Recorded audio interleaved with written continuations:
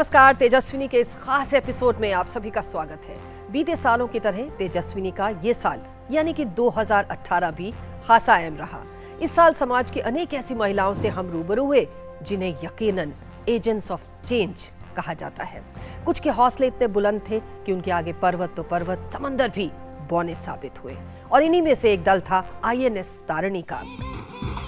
भारतीय नौसेना की 6 जाबाज नाविकाएं जिन्होंने एक 55 फीट की नौका से समंदर के रास्ते 254 दिनों में पूरी दुनिया की परिक्रमा की। इस बेहद चुनौतीपूर्ण अभियान का नेतृत्व किया लेफ्टिनेंट कमांडर वर्तिका जोशी ने।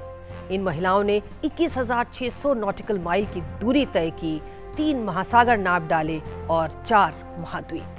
इतनी बड़ी एक चैलेंज आपके लिए ये भी थी कि आप एक नेतृत्व कर रही थी एक ऐसे दल का जो ऑल विमेन क्रू था और पहली बार इस तरह के अभियान के लिए निकला था। जी, ये काफ़ी एक रिस्पॉन्सिबिलिटी का काम है। ये इट्स नॉट जस्ट मियर एडवेंचर। पहले हमने जब शुरू किया था हमें लगा कि ये हर किसी दूसरे एडवेंचर की तरह निकलेगा।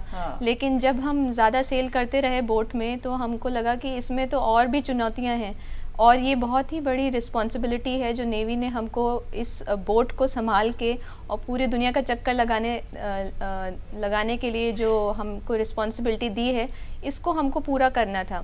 जब हमने इस अभियान को शुरू किया था तो हमारे सामने एक एडवेंचर था कि हमें सिर्फ अराउंड द वर्ल्ड जाना है और ये हमारा एक लड़ाई जो थी वो एक नेचर के अगेंस्ट थी। पर जब इस वॉयज के दौरान हमने ये रियलाइज़ किया कि उससे भी ज़्यादा हमारी रिस्पॉन्सिबिलिटी बन गई है, क्योंकि इसको हमारी इस पूरी वॉयज को एसोसिएट किया गया विमेन एम्पावरमेंट के साथ। इस साल हमने अपने स्टूडियो में आमंत्रित किया BSF की कुछ सीमा प्रहरियों को। सीमा सुरक्षा बल द्वारा गठित सीमा भवानी बाइकर्स दल की कुछ सदस्यों को, 106 जाबाज महिलाओं द्वारा 26 मोटर बाइक्स पर राजपथ पर 69वें गणतंत्र दिवस की परेड में जो हैरत अंगेज करतबों का प्रदर्शन हुआ, उसे देखकर लोगों ने दांतों तले उंगलियां दबा ली। लड़कियों को जब हमने इकट्ठा किया तो जिनको साइकिल भी चलाना नहीं आता उनको आप सोचो कि हम सीधा ही मोटर बाइक पकड़ा दी, वो भी जो है स्टंट करने के लिए। तो ये एक बहुत बड़ा चुनौती थी। मन में कहते हैं अगर जज्बा हो, हिम्मत हो और किसी काम को करने की हट हो तो उम्र कभी आड़े नहीं आती। तेजस्वी में इस साल 2 ऐसी महिलाएं आई जिन्हें सबसे ज्यादा और सबसे कम उम्र में एवरेस्ट को फतेह करने का गौरव हासिल हुआ। शिवांगी पाठक जिन्होंने 16 साल की उम्र में और संगीता बहल जिन्होंने 53 साल की उम्र में इस कारनामे को अंजाम दिया। मैं छोटी थी तभी से ही मैं सिर्फ एक सेटिस्फेक्शन को ढूंढती थी। सो वो मुझे मिल नहीं पाती थी स्टडी में अपने फ्रेंड्स के साथ या फैमिली के साथ। तो मैं मम्मी को हमेशा कहती थी कि मम्मी मुझे कुछ डिफरेंट करना है। कुछ अलग करना है, जो जहाँ 1000 बच्चे पढ़ रहे हैं उन्हीं के बीच में नहीं रहना है, कुछ अलग करके दिखाना है और देश के लिए कुछ करना है। सो तब मम्मी ने मुझे आइडिया दिया, हमने अरुणिमा सिन्हा की एक बायोपिक देखी, वहाँ से मुझे पता लगा माउंटेनियरिंग स्पोर्ट्स है और ये बहुत डिफरेंट है। माउंटेनियरिंग तो बहुत लेट हुआ, उम्र में हुई, 47 की थी मैं नियरली।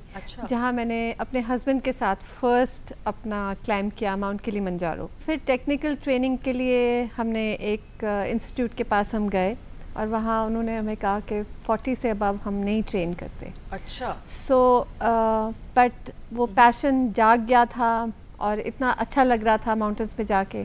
फिर हमने टेक्निकल ट्रेनिंग मेरे हस्बैंड ने जाके US में की और मैंने मनाली में किसी को ढूंढा जो 7 समिटर थे और उनके साथ 12 दिन स्नो और एक पीक भी वहाँ चढ़ी मैं।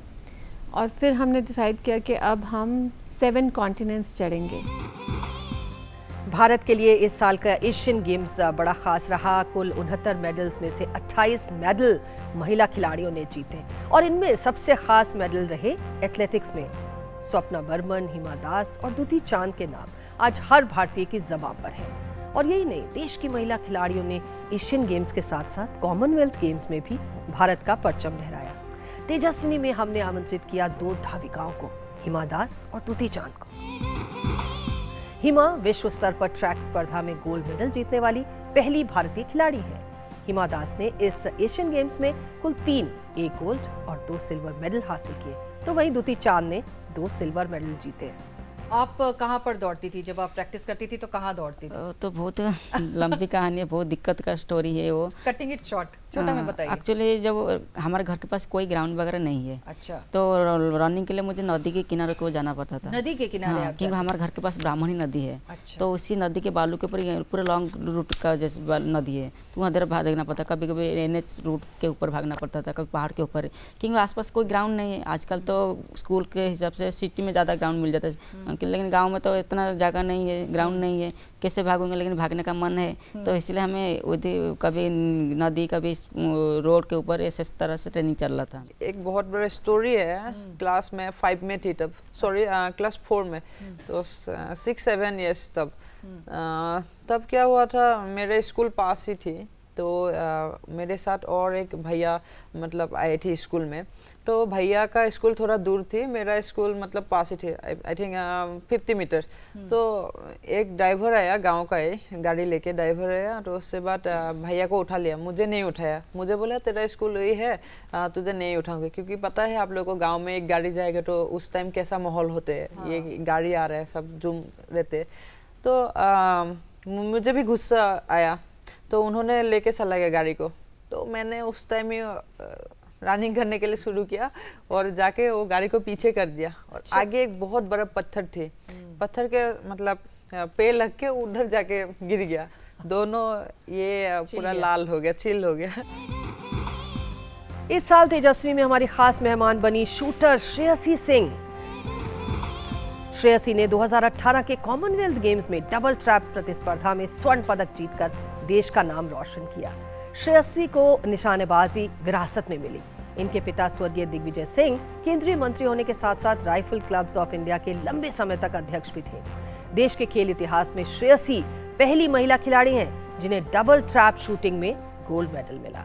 जब खिलाड़ी गोल्ड जीता है, तो जब अपने देश का झंडा ऊपर जाता है और जब राष्ट्रगान बजता है, तो वो फीलिंग में आज भी अगर बात करूँ तो मेरे रोंगटे कांप जाते हैं, because it is not something that one can experience. It is only there that you once you're there, you can experience this. You have this pride, this moment that is full of pride for your nation.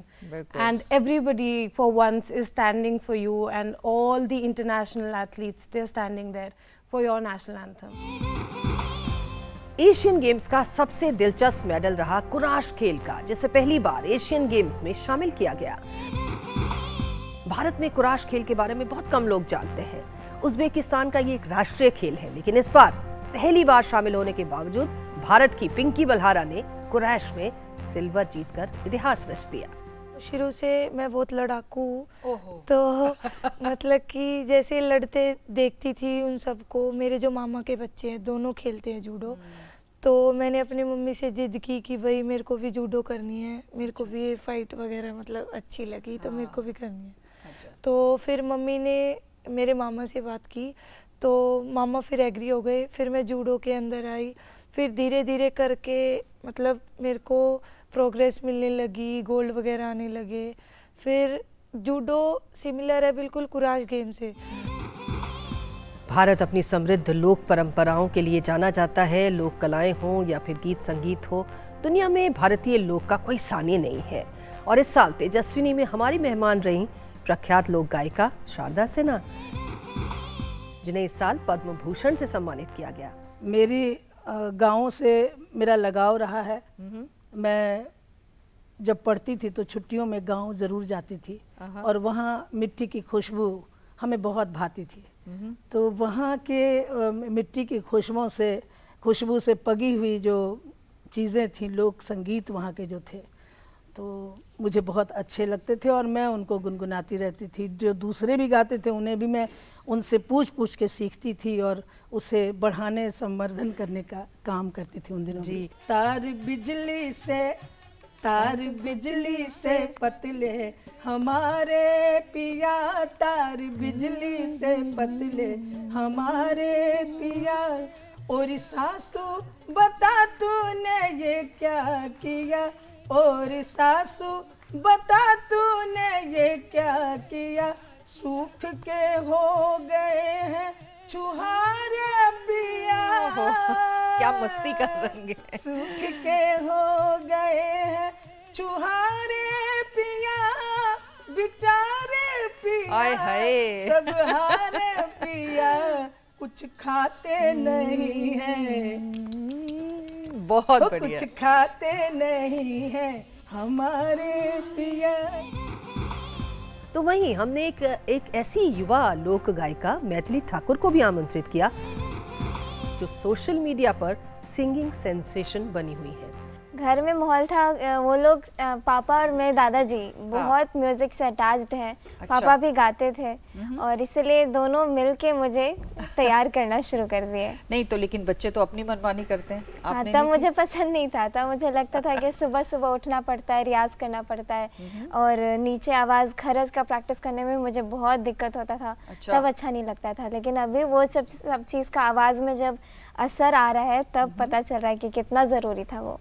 Ram ji से पूछे जनकपुर की नारी, बता the बबुआ लोगवा देत काहे गारी, बता द बबुआ लोगवा देत काहे गारी, बता द बबुआ। टोर तेरी अमरादा मुन सुन ले, जट्टी तेरी हुज हुन सुन ले, तेरे मेरे बिच गहरा कोई आ गया, पानी आदे वांगू डुल्लू खून सुन ले। ओ वे मैं इन्नी भी नहीं पाई जट्टा काड़ी, वे तू हौली हौली कर दे मनाली, तू दिल नेड़े आके देख ले। ओ हर सांव उत्ते नाम बोले तेरा, वे किन्ना कर दिया जट्टा जट्टी तेरा, तू यारी के रला के देख ले। वहीं इस वर्ष हमारी मुलाकात हुई हिंदुस्तान से लुप्त हो रही दास्तान गोई की कला को पुनर्जीवित करने में जुटी फौजिया दास्तान गो से। तो अहदे घुम्मी की वो दास्ताने कबाब, सुन के रक्सा हो जिसको जामे शराब, वो फसाहत जुबाने दिल्ली की, वो बलागत जुबाने दिल्ली की, जामा मस्जिद का वो जहान अदब और घुम्मी का वो बयान अदब, बाद मगरिब दुकान लगाता था, पीमा फिर सीख पर चढ़ाता था, आग मध्यम सी वो जलाता था, तीर बातों की क्या चलाता था, सीख से जब महकती बुए कबाब, दिल खिंचा जाता था बसुए कबाब। वाह क्या खूब, मुंह में पानी आ गया। तेजस्विनी के इस विशेष एपिसोड में फिलहाल वक्त हुआ एक छोटे से ब्रेक का। आप देखते रहिए तेजस्विनी।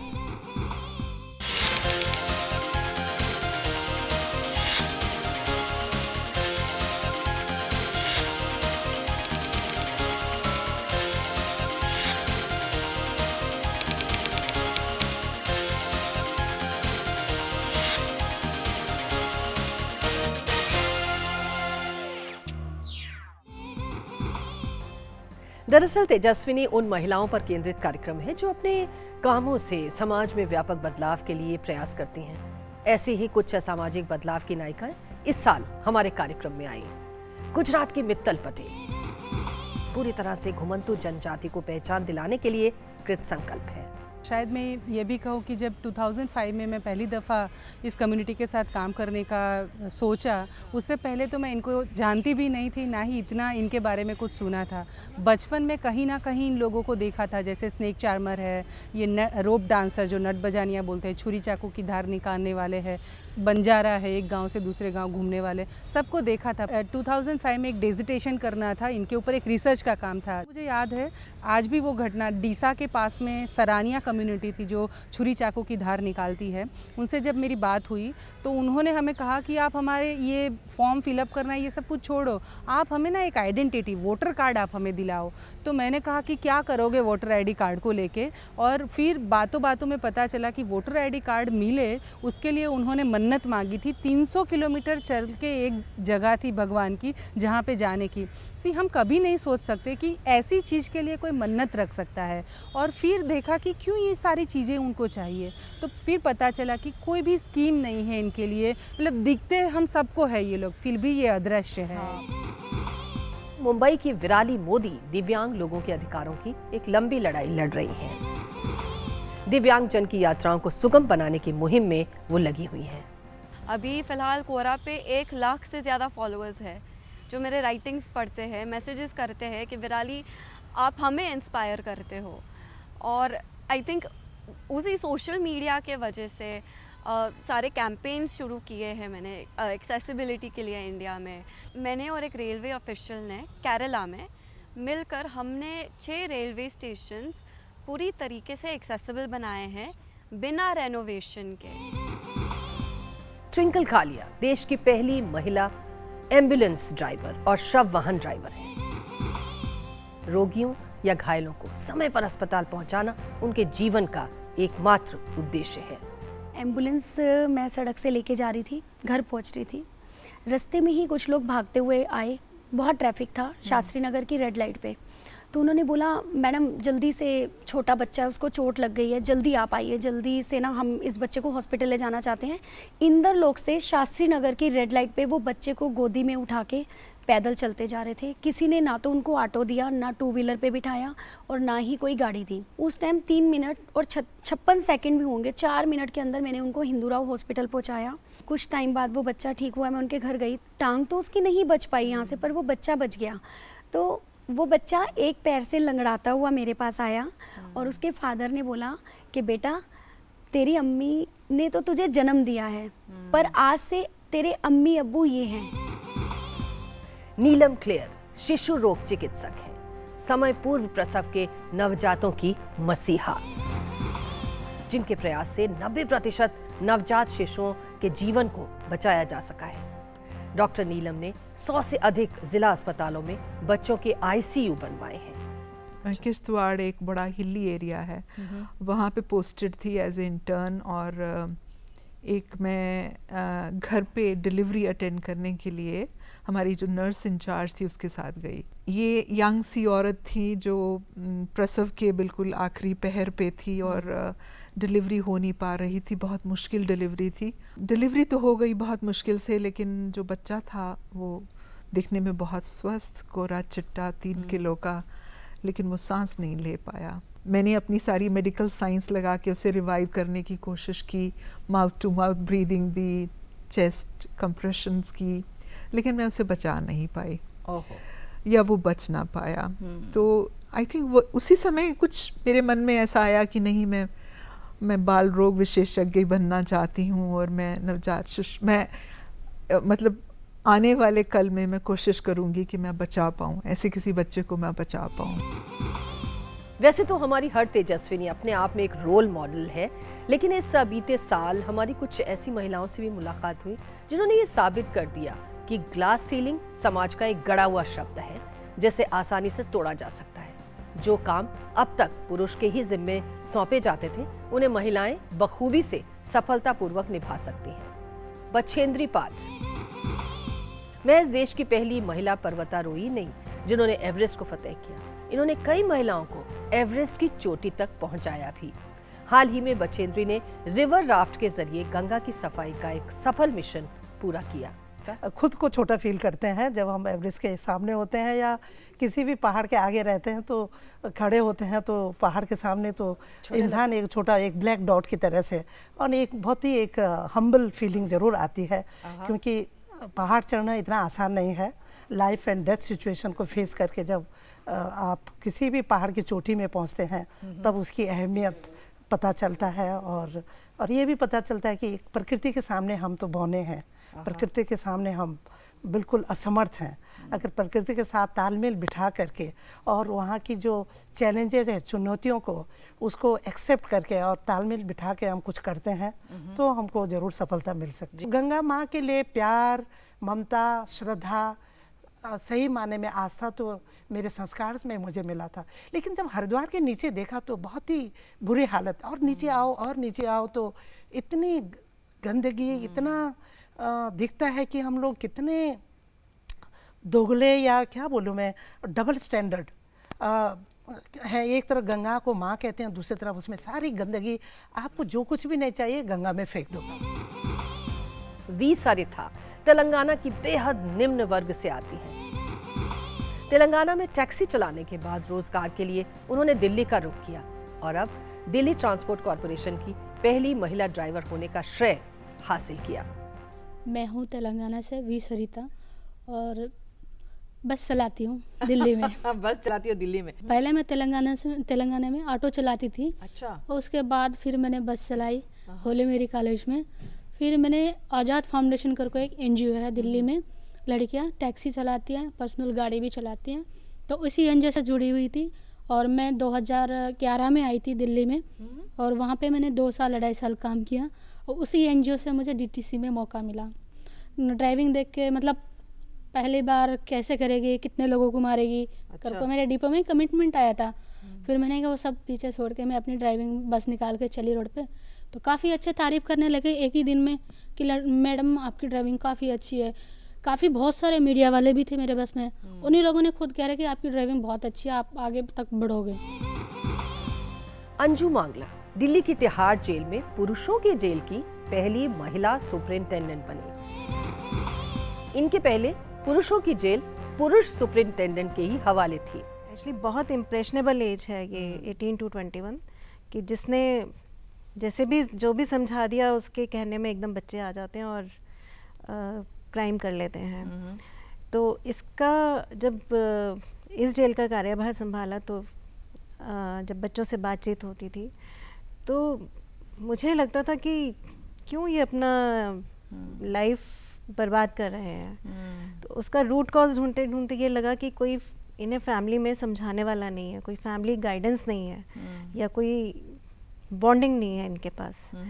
तो इस सब को मद्देनज़र रखते हुए इनसे एक इमोशनल बॉन्डिंग बनाते हैं, इनसे बातचीत करते हैं, इनकी प्रॉब्लम समझने की कोशिश करते हैं, और उसके आधार पर इनके और जो कार्यक्रम होने चाहिए जिससे कि इनके माइंडसेट चेंज हो और रिफॉर्म हो, वो सब हम शुरू करते हैं। दिव्या जैन पेशे से एक इन्वेस्टर बैंकर, जिन्होंने इनोवेशन के जरिए अपने व्यापार में इस्तेमाल होने वाले कंटेनर्स को स्कूलों में तब्दील कर दिया और अब तक हजारों नौजवानों को स्किल कर रोजगार मुहैया कराया है। दिव्या का लक्ष्य मोबाइल स्किलिंग स्कूल के जरिए 10 लाख लोगों को रोजगार परक बनाना है। इस साल हम 50,000 बच्चों की ट्रेनिंग करेंगे सेफ एजुकेट में। एक मेरा विजन है कि हम 10 लाख का नंबर टच करें। So the next 3 to 4 years I think हम इसको स्केल अप कर सकेंगे उस नंबर को रीच करने के लिए। टेक्नोलॉजी में काफ़ी इंटरेस्ट है। आई ऑल्सो फील कि हम अभी in person and container school से जो ये कर रहे हैं, आगे बढ़ के टेक्नोलॉजी से स्किलिंग को और इसको इम्पैक्टफुल बनाएं। So we are working on a few solutions.